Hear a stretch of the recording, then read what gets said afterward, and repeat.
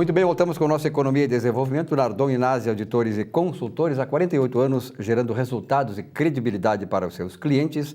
Planalto, conectando destinos e conectando pessoas. Sulpetro, em favor da revenda e do consumidor gaúcho. Celulose rio-grandense, há 40 anos, contribuindo para o desenvolvimento do nosso estado. E Dom Perro, alimento completo e balanceado para o seu pet. Tem cachorro, Rui? Prazer em tê-lo aqui no programa. Agora. Tem cachorrinho de estimação? Agora não tenho mais. Não tem mais? Veio, como diz o pessoal da área policial, veio a óbito. Veio a óbito. Depois de uns 15, quantos anos durou o teu animal? 9,5, um 9,5, boxer. É? Morreu prematuro, então, né? Porque os cachorros... Uns 12, geral, 13, o boxer. Pois então, Dom Perro, alimento completo e balanceado para o seu pet. Para mais informações, entre no Facebook Nutribaur. Lília, como é que está a mulher? Como foi a semana? Estivemos lá em Gramado, né? Muito bem, estivemos em Gramado, aproveitando o evento da Sulpetro. É, matéria especial no primeiro bloco, é muito legal, um evento, aliás, sempre muito bom o evento que o Sulpetro realiza, tanto lá quanto aqui no Rio Grande do Sul. O que mostra, né, Lília, que o setor, o segmento de revenda é muito unido, né, muito coeso, né? Exatamente, muito unido e também muito motivado, pelo que nós vimos lá nas palestras. Então, as pessoas têm boas perspectivas dentro desse segmento. Apesar da crise, né? Quer dizer, realmente o pessoal não fala em crise lá, né? Apesar da crise. É. Bom, Rui, prazer em tê-lo aqui novamente. Aliás, o Rui, que é nosso consultor previdenciário, e vem justamente nessa semana, quando já nessa semana mesmo acabou a greve de quase 90 dias do INSS. Desdobramentos a partir daí, novas regras também para aposentadoria, para desde a aposentadoria, enfim, novidade que não falta na tua área.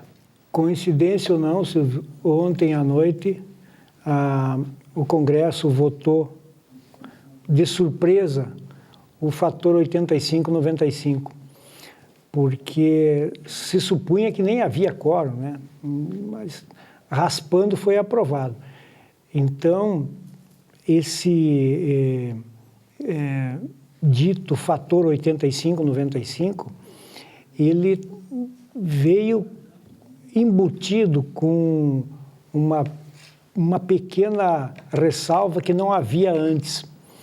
Essa ressalva diz respeito ao seguinte: até a votação propriamente dita, havia apenas o fator 85-95, que é o somatório de idade mais tempo de contribuição, 85 para a mulher, 95 para o homem. Com o veto da Dilma e a imediata edição de uma medida provisória que, na prática, reeditou os termos da lei, mas acrescentando a progressividade. Então, essa progressividade incorpora um ponto a mais no fator 85-95 da seguinte forma: em 2017 se agrega mais um ponto, em 2019 mais um ponto. 86, 96, 87, 97, assim vai. E aí depois, em vez de 2 em 2 anos, é de 1 em 1 ano. É 19, né? Depois 20, 21, 22, um ponto a mais. De tal forma que em 2022 é fator 100. O que significa esse fator 100? Fator 100 é o somatório de tempo de contribuição mais idade. Hoje nós temos uma idade, para entrar no fator 95, uma idade de 60 anos para o homem e 55 para a mulher, 30 anos de contribuição para a mulher, 35 para o homem. Fecharia no 85-95. Esse mínimo tem que ser mantido, 30 anos para a mulher, 35 para o homem, quanto ao tempo de contribuição. Só que a idade vai poder fazer um mix junto com o tempo para formar o fator 95. De tal forma que, para o fator 96, 97, 98, 99, 100, fica mantido esse mecanismo.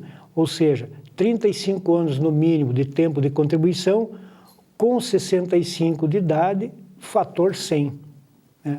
Ocorre que esse fator 100, se tiver 35 apenas de contribuição, ele vai inibir, ele vai simplesmente ser redundante com a própria aposentadoria por idade. Aposentadoria por idade para o homem é 65 com uma carência mínima de 15. Se tu precisa apenas 15, por que vai aos 35? Né? O governo vai ter que mudar alguma coisa. São contradições, paradoxos da lei, né? Da própria lei.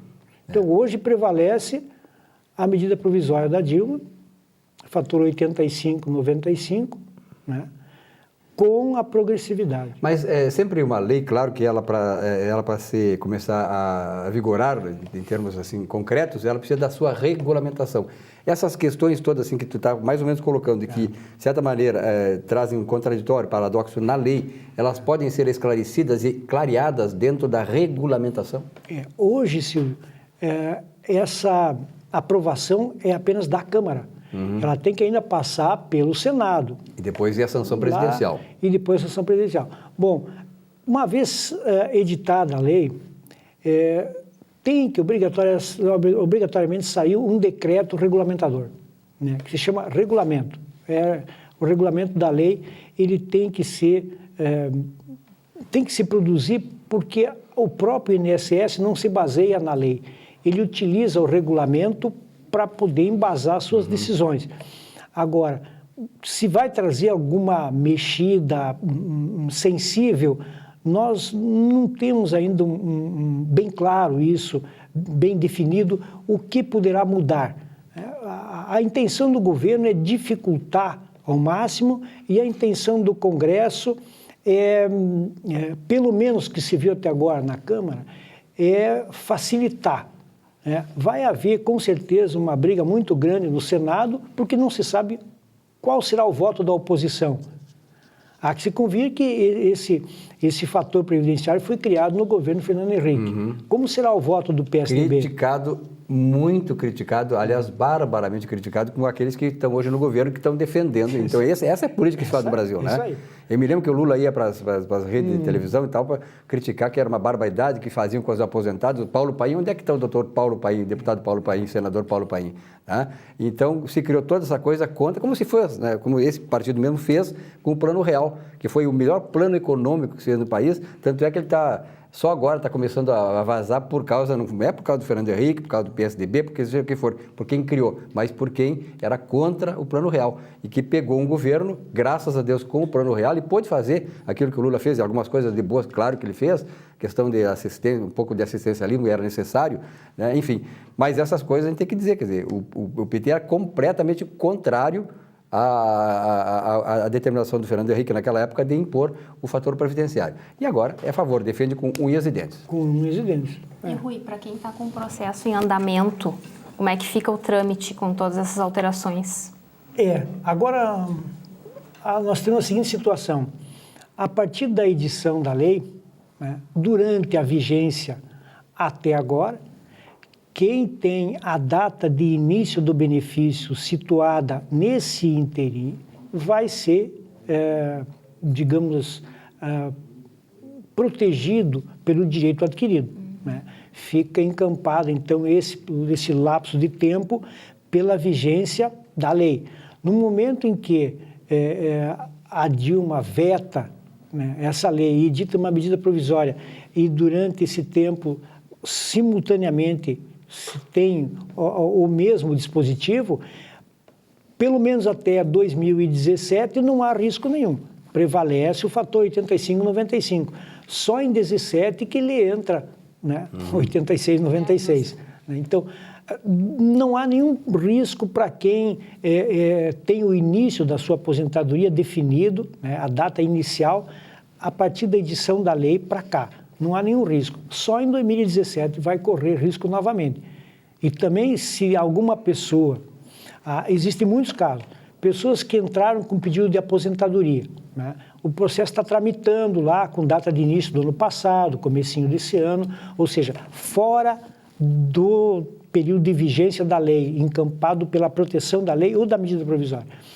E agora saiu essa aposentadoria, ele está desamparado, ele não está contemplado pela lei.